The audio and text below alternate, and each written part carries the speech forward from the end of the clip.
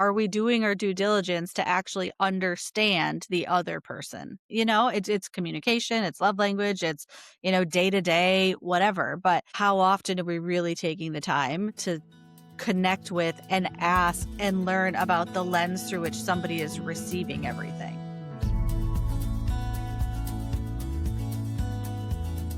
Hey guys, welcome back to Soul Snacks. In honor of Valentine's week, we decided to do our episode today on the love languages. And we're not just talking about the quiz version that we've probably all tried at one time in our lives, but we're actually going to be talking about how we express love, how we receive love, and what happens when those things don't always line up. You can be loving someone deeply and still miss them emotionally. So, this conversation is really more about awareness, how love is offered, received, and how understanding the difference can change everything. So, with that, Becca, it's sun is Yeah. shining. It's a great morning. I mean, it's been a while since we've seen the sun. And I know we talk about this a lot because a lot of our recordings have been in the wintertime, but boy, it just makes such a difference, doesn't it? Yeah, like, I only had to turn on 2 of my mood lights today in my office instead of, like, 5 of them because there's actually some natural light. It's amazing. It is amazing what vitamin D can do for the soul. Seriously. Oh, man. Oh, goodness. Well, I wanted to kind of throw it over to you. If you can give our listeners a little bit of a Love Languages 101 recap, can you talk to us a little bit about what the love languages are? Mhm. Yeah, okay. So let's dig into it a couple of caveat things. Um, the love languages is not like a scientifically proven uh thing, right? It's come about from, some pop psychology and whatnot. But essentially what it does is it helps us look at the ways we feel love, right? Or the ways we show love. And it gives us some parameters in terms of behaviors. So and we'll get into all the specifics, but essentially the concept of the book and now kind of the whole approach to it is that there are 5 primary love languages. Okay, so these aren't like boxes where it's, oh my gosh, this is the only one I have. Like we have all 5 of them. They're all going to show up at different times, but a lot of the times there might be what they've thought is that maybe one or two that are more prominent. So again, we'll get into all the specifics, but so when it comes to the 5 love languages, there's the words of affirmation, which is all about feeling loved through verbal appreciation, reassurance, encouragement, through words. And then there's the second one is quality time, which is feeling loved or showing love through being present, right? Through having somebody else's attention, through the shared experiences. Number 3 is going to be acts of service. So that's saying that, feeling loved or showing love is easiest when it's around helping somebody or supporting someone, lightening the load for people, that sort of thing. Then number 4 is physical touch. So that is feeling loved or showing love through affection, right? The closeness, the physical connection piece. And then the fifth one is about receiving gifts. And so that's, feeling loved or showing loved through the thoughtful little symbolic gestures. The it's not always like money or like actual gifts, but yeah. The so yeah, those are kind of the 5. So Cami, I'm interested. So I feel like I took my first, like I did, let's talk about the quiz for a second. Cause I think it is kind of a good way to like introduce yourself to them, right? Whether or Mhm. not they're like debunked by science and they're just a pop psychology thing, it's interesting. And so I've taken it 3 times now. And I think Mhm. the first one was like over 10 years ago when I took it. Have you taken it before? I have, yeah, Okay.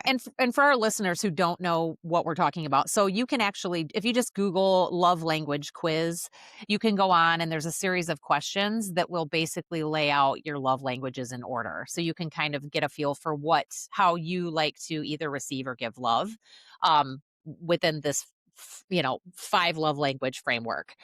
I bet you, oh, I bet it's been 10, 15 years since I Yeah. took it. Yeah. I know at some point it was all the rage. Yeah. Oh, totally. Um, Excuse me. and I think it's like, I will say, so I've taken it different times, right? And the same ones always came up in, like, the Yep. top 3, even Yep. though, like, the first time maybe one was at the top and then another one was, second, and then they switched around or whatever.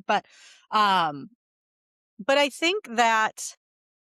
think the point of it is, and I think something that is, like, I always try to keep in mind is that, again, like, we all have all of this within us, right? Like, there isn't just one, but there are certain things that maybe we connect to more than others. Um So, like, which one of these do you think feels the most natural for you, Cami, and which one feels like, maybe that one doesn't show up as much? Say that it's funny because I think it's changed a little bit over time, but Yeah. the one that's been kind of my ride or die love language is definitely words of affirmation. Like I love to give words of affirmation and I love to receive them. But I always like when I had taken the quiz previously, and I've taken it a couple times too. Quality time was always right up there with words of affirmation, like those two things. Cause I do like to spend time with people that I care about and love. And I like them to make me a priority to spend time with me as well. But I always used to kind of laugh and make fun of like the gift giving one. And, I would like tongue in cheek be like, oh, that's kind of materialistic. But it's funny. I like to send like little things to people Yeah. because I'll see something and I'll think of them and I'll just like pop something in the mail or I'll send them a book or I'll show up with a gift of some sort. And I love to do that. Mhm. I think it's fun and I can see the joy on their face. So I now I understand that more.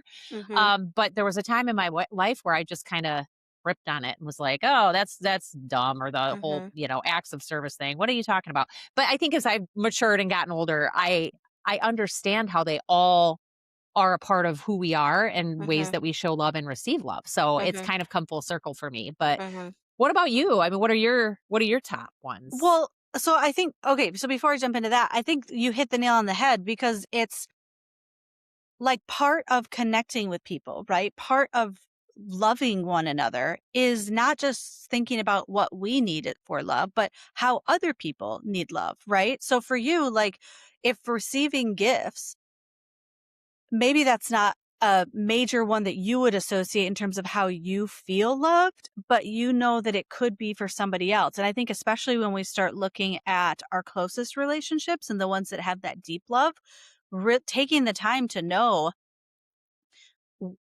what is most important for them. And whether Mhm. that's, I mean, if it falls into the love languages, great. But I'm sure there's more love languages that aren't, part of the 5 that we're talking about here, right? Right. Yeah. But being able to understand what somebody else needs in order to feel loved is, I think, part of the most important premise of why this thing caught on. Because it's not just how we feel loved, but also how do the people that we love need to feel loved, which I think Yeah. is an important part of it. I do too. And I think that me personally, like I feel more joy and more, I guess, love when I am giving to others in certain ways. I mean, that's where it really resonates with me and connects with me. Um, Not that I don't enjoy, feeling things myself, but I love to tell somebody something that maybe surprises them that I see in them, like some I don't know, amazing thing about them that I like to tell them about that maybe takes them by surprise because they don't see Mhm. themselves that way. Or, like I said, sending a little something in the mail that I know is going to make a difference. Like I love like that to me is just so much fun and I love doing that.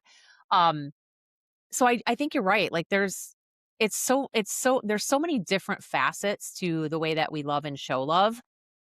And I do think that, of course there's these 5, but I think there's so many other ways too, you Mhm. know? Mhm. I actually saw something this past week, which was kind of perfect timing because I knew we were going to be talking about this, about how, so there was a gentleman who was talking about one of the love languages that isn't in this 5 that's like he thinks super important is our, like, related to our nervous system and the how we feel, like how our nervous system feels when we're around a person. Are we in, does it feel the state of calm and secure? And maybe that goes into maybe some of the attachment styles, which is like a totally other thing. But it was an interesting part because I thought, yeah, I mean, in my most meaningful loving relationships, like how you feel in the presence of somebody. I don't care if they're not, I don't care if we aren't spending quality time together. I don't care if we're not talk if we don't have the words of information or any of the other stuff, but how my nervous system responds to that person is huge, I think. So Yeah. to your point, like it'd be interesting to start thinking of what are the other things that really impact the way we love and show love, receive love that could be considered a love language that aren't necessarily one that have been outlined, in this theory. Yeah, that's super interesting to me. Mhm. Because it's true. It's like, can you just sit with somebody and not do anything and not talk? And how do you feel when you're just there, right? Being Mhm. present with someone. Mhm. Um, yeah, that's super interesting. And I it could be like quality, like you could roll that up into quality time, or you could roll it up into like physical touch, because if there's like that, I don't know what the science is, but of course, if there is something, if it's somebody that you trust and that physical touch, like does something to your body and your nervous system and whatnot. So maybe that nervous system thing could be rolled into other ones, but I just thought it was kind of an interesting take.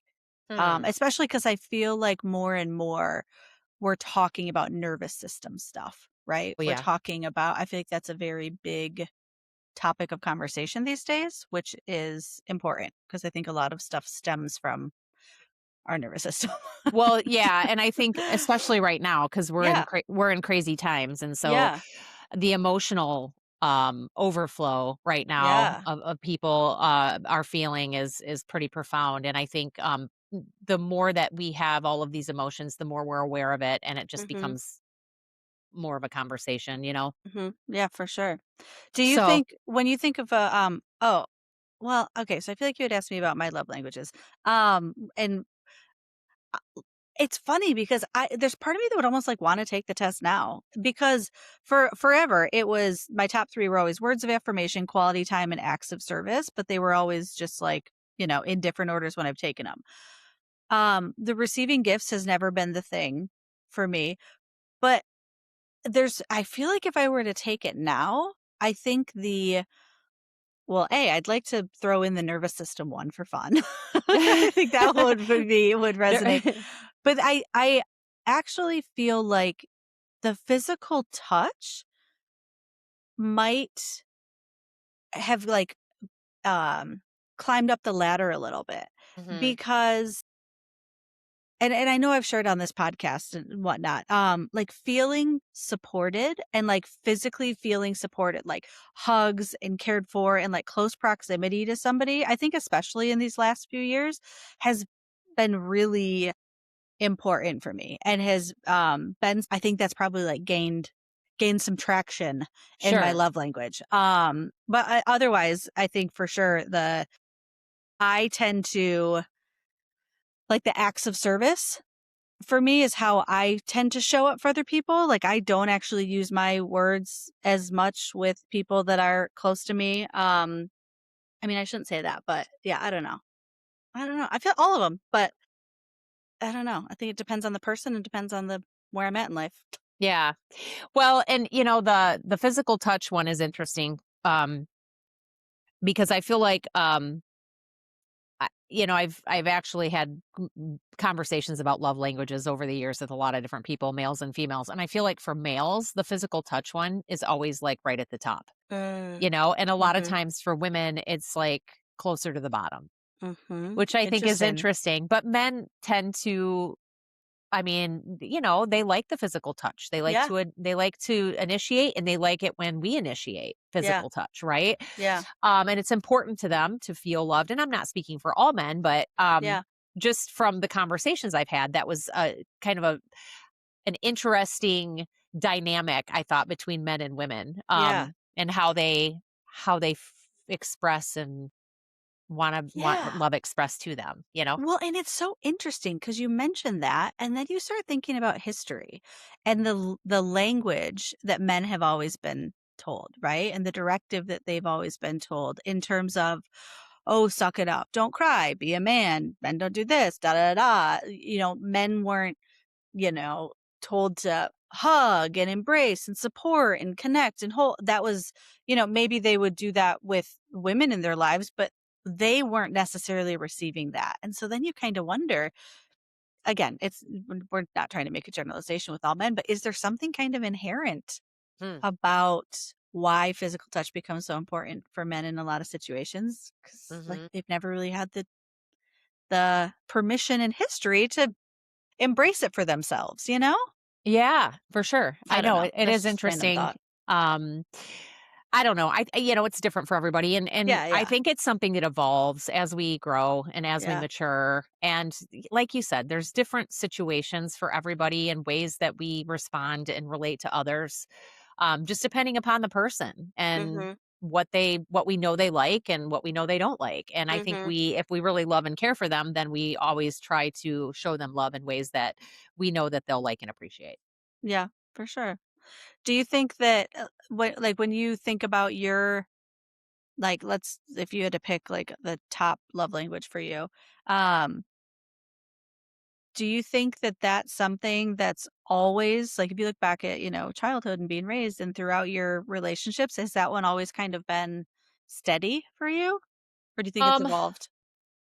I think quality time was a big one for me growing up because my family was pretty tight. Like we would all watch Mm, movies together, we would all go hiking together, we would all mhm, go camping together, and those are some of my best childhood memories is just, mhm, all that time spent together even when my brothers and I are in the back of the station wagon smacking each other when someone crosses the line. We've all played that mhm. game, right? Yeah, totally. Um but even then, I mean, I think back to my childhood and the camping and some of these wonderful memories of hiking and going in caves with my family. Like just the exploration of things has lended itself to like probably why I love travel so much, particularly Oh, traveling with loved ones because I love experiencing new places and new cultures and it is just lights me up if I could figure out a way to make a living out of traveling all the time, mhm, that's what I'd be doing. I couldn't have a dog. That's my mhm, caveat. I'd have to be like when I didn't have a dog because I couldn't leave my dog. But um, that is my number. Like I just love it. I love to mhm, travel and I always make time to travel. And my husband is kind of the same way. I mean, they did a lot of shared experiences as kids going to events and, things like that. That was a big thing for him. But, um, the words of affirmation,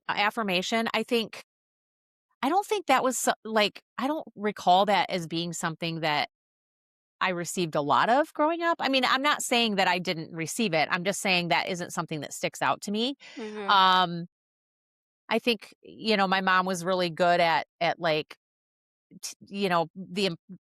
teaching me the importance of like loving myself and having a good self-esteem and things like that. Um, But I'm always caught off guard and surprised when somebody gives me a compliment, even to this day. Like, Mm, it's really mhm. like, "Whoa, I'm just not used to hearing those things," and when I do, it really means a lot to me. So Are you I the don't type of do you when you what? if you get a compliment, are you the type of person that's like, "Oh," like, someone's like, "Your hair looks great." You're like, "Oh, I just got it, oh, this," or whatever, or are you like, Uh, "Thank you." I used to be the one that was like, "Oh god, looks terrible Yeah, today. It's all yeah, frizzed out," and, I would always yeah, take I would deflect, right? yeah. But that's one thing that Bill has kinda taught me is just take the compliment and be grateful for the compliment and just say thank you and just really let it sink in. And so now I'm a lot better at it. Now I will just say, "Well, thank you. I appreciate that," and it does mean a lot to me, but it's almost embarrassing for me. You know what I mean? I love it so much, it's embarrassing. Interesting. Yeah, I Why know. why is it embarrassing?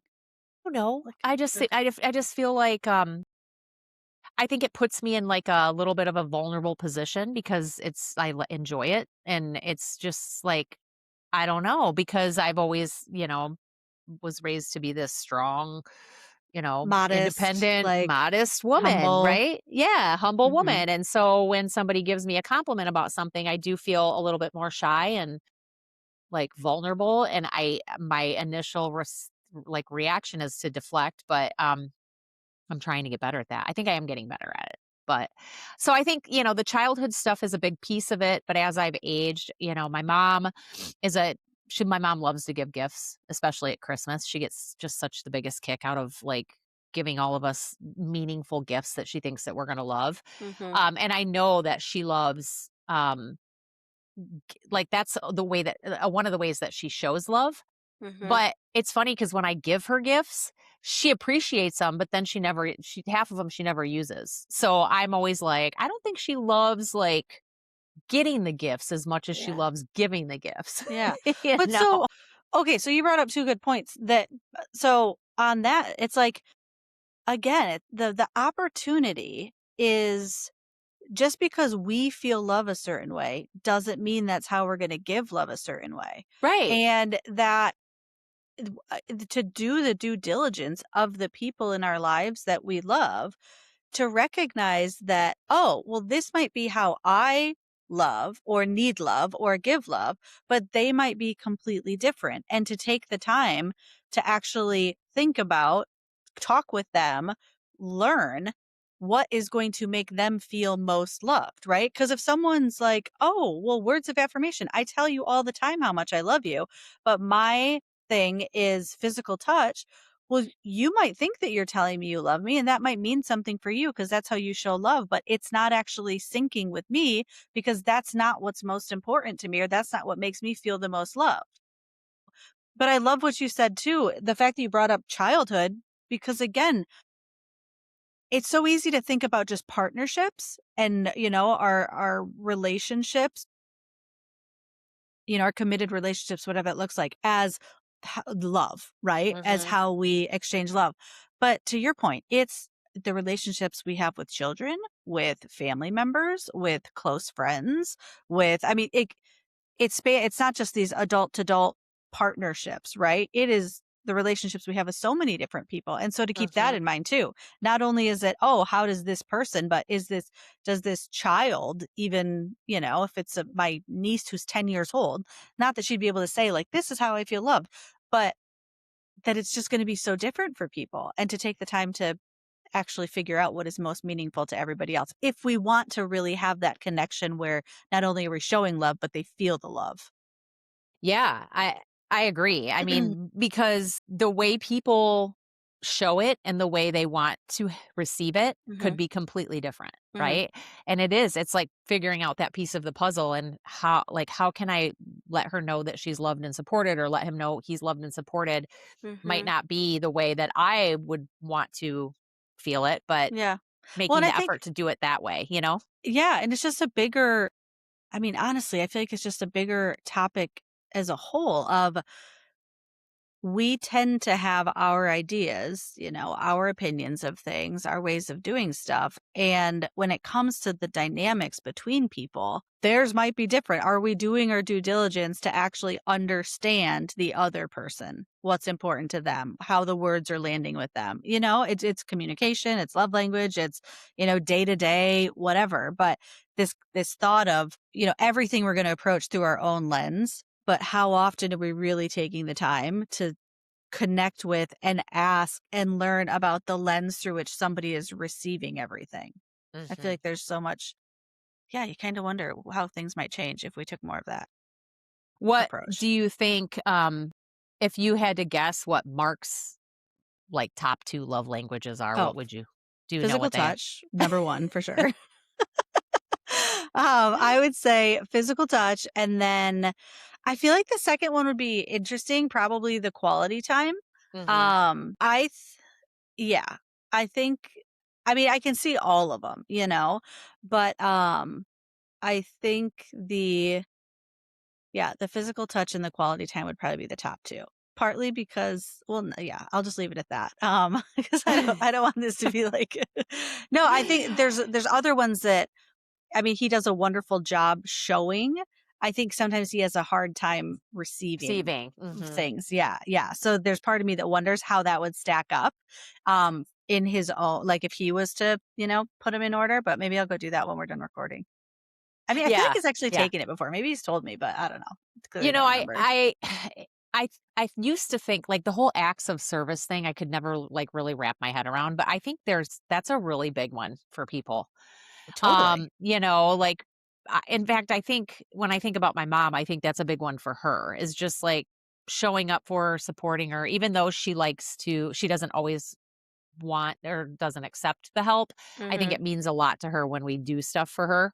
Mhm. and we just get it done, and she loves it so much. So, but I guess I would have never that wouldn't have been one that I would have thought would have been high, Mhm, with her. mhm. So, I don't know, it's really interesting. Well, it'd also be interesting to think about it, like, with different generations, right? So if like how does words of affirmation stack up with the generation of our parents where maybe the expression of love through words, through communication, like wasn't not that it like wasn't existent, but it was different, right? Where service oriented, that was maybe that, ranks Yeah, higher. So and I'm not saying that that's real, but it'd just be interesting to see if there's any commonality or if certain ones come up more for certain generations than other generations too. gotta believe that they do. Yeah. I've got to, because when I think of, like, the baby boomer generation, I mean, Mhm. they're a hardy bunch, man. Mhm. They are a pull up your bootstrap, get shit done. Totally. Like, we're if something needs to be done, it's getting done, and there's no, Mhm.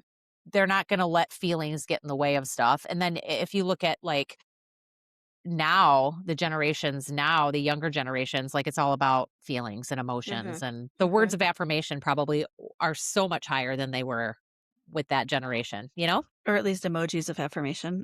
I'm kidding. Kidding. Or gifts. Or like the whatever. I don't even know what the right term is for like the TLDR kind of stuff, but like the texting of affirmation. No, I shouldn't say that. I don't want that to be, come across or whatever. But I mean, I do also think it's a reality that, Yeah, our communication style has changed for the 100%. better. Yeah, Yeah. yeah, 100%. It's funny you say that, and I think about, like, how I'm always wanting to talk on the phone. Like, I will call my friends to check on my friends and see how they're doing, Yeah. that are my age. Like, Yeah. anyone that's a Gen Xer, like, we pick up the phone and we call each other and we I just called you chat. last night. I know. I know. But I can't tell you, like, how many of my younger friends, like, I'll text them, and then, like, they just wanna text. They don't Yeah. they don't wanna have a conversation, and I Yeah. just think it's so funny how we all communicate so differently, you know? So yeah, no, for sure. They're like, "What? No, someone's calling me, like text, X, Yikes. voicemail." Duh. Exactly. Oh, And that's funny. end call. Yeah. But when you were young, and you had asked me about, like, when I was younger, if there was something that was maybe present or wasn't present. Is there anything that you can think of when you were younger that was really maybe really strong in your family or the way that you were raised? I mean, I'll be honest, as one of 5 kids who, like, we were all, like, basically 2 years apart, like, those pivotal formative years, we were just showing up, you know what I mean? Like, I think if there was one I mean, I don't know. I mean, I don't think acts of service would have been a big thing as a kid, right? I feel like, although don't get me wrong, when I was getting presents from people, heck yeah, right? But what kid isn't? Um, but I think if I was to look back, when there was one-on-one time, that was always so amazing. Like a big Be deal. because there were 5 of us, I remember Saturday mornings going to the lumber store with my dad, Mm. or going like, taking the truck out, and we'd drive out the peninsula and go to the dump, and it was maybe, like, 45 minutes that were gone.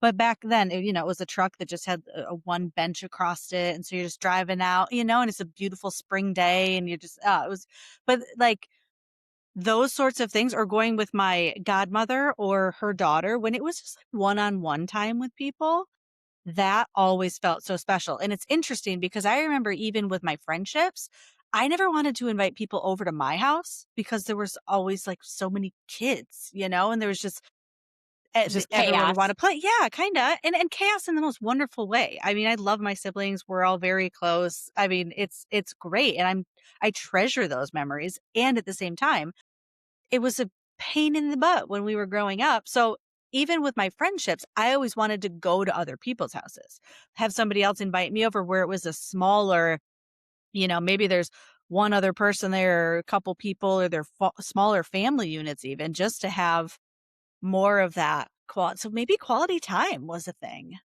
Yeah. Now, if I think about it, Yeah. yeah, Well, I don't yeah, know. that's interesting because I was when I would go, my dad used to take me every now and again on like a daddy daughter date, and he would Mm, like take me out to dinner, and I'd get all dressed up, and we'd go to like Mountain Jack's, and I'd get to get prime rib, which I thought was mhm, such a big deal.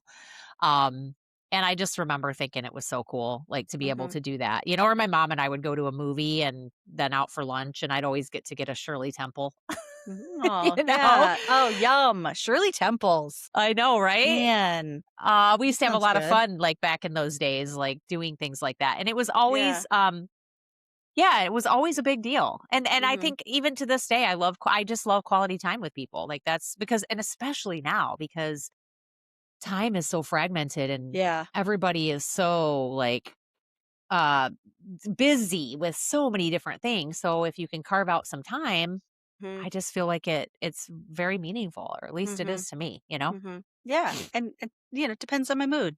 S Some days it's quality time, other days it's like, "Please unload the dishwasher."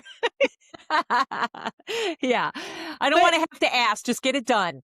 I'll be honest, I feel like the love okay, well, first of all, I feel like it would be so much fun, and I don't know how I'd do this, but to overlay the love languages, like, let's just take these 5, with people's astrology, because I feel like in some ways, love languages to me it feels like Enneagram, feels like Myers-Briggs, feels like it's a again, it's not like a scientifically proven thing. It's almost like a personality. It's a wonderful tool to help us understand our behaviors in a way that could be really valuable as we're trying to be here as a human connecting with other people, right? It's a way to help us learn more about ourselves. Is it fact and 100% like you had mentioned, check the box, this is it all the time? Absolutely not. But I think it is an interesting lens to look at conversation or to look at relationships with. But I kind of think it's up there with all the other personality psychology kind of stuff too, you know? Yeah, 100%, yeah. I But I it agree. Like, I feel like there's a bunch of Virgos out there where acts of service is big time. So, Yeah, yeah, it's just kind of interesting. I don't it know. is interesting 'cause yeah, I know Bill is also he is physical touch, but he's also words of affirmation and quality. I mean, quality time's up there for you, but we both have double water in our Yeah. charts, and we're both all about emotions and, Yes.